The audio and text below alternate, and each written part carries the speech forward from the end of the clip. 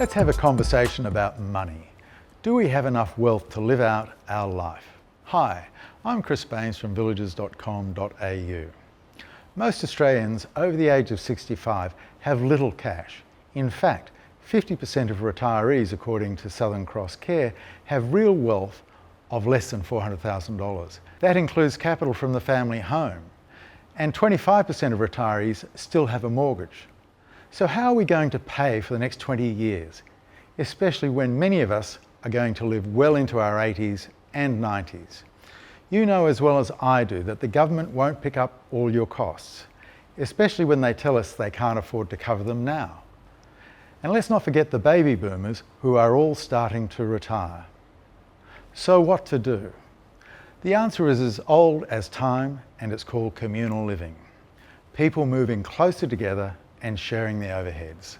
Just like villages in ancient times, just like the Jewish pioneers who created the kibitzes when they were building Israel, just like churches and local groups who first built retirement villages here in Australia during the Depression years. This village in Brisbane, in Chermside, was built in 1922 by the Baptist congregation, and by the way, it's still there. The basic financial proposition of a retirement village is just the same. You sell the family home and downsize to a smaller one in a village community. To live here, you've got to pay so much a month to live here, but to us, that's not a problem. No. As I said before, we haven't got a lot of money, but we've got enough to live comfortable. Insurances and the gardening, and it's all included. And the council and the water rates. And the water rates here. So all we have to do is pay for our own electricity and gas. The benchmark is that most people buy a home for about 80% of the value of a house outside the village. It leaves about 20% in cash from the sale of your family home, which you've then got for a rainy day. You don't pay stamp duty for most village homes either, so there are no added surprises when making the move.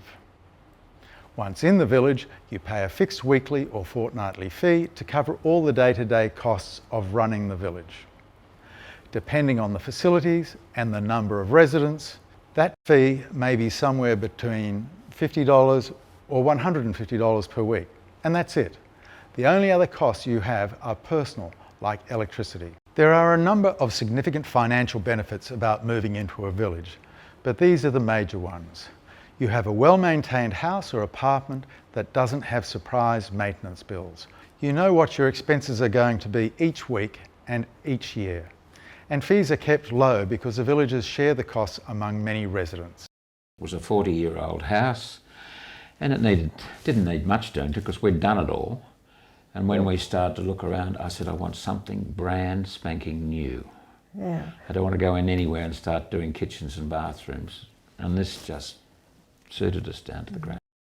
I find everything okay. Actually, I couldn't tell you one thing that I would like to change. To be honest, no. One great benefit about your village home, one that is often overlooked, is that it's been carefully designed with age in mind. So you won't have to do any alterations as you get older.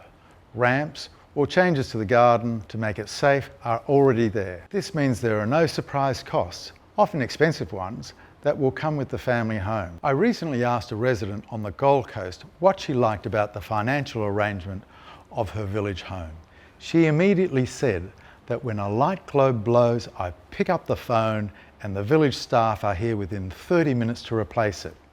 In my old home, I couldn't afford to get someone in and had to live in the dark for up to a month until my son dropped around. Here there is no charge, it's just done.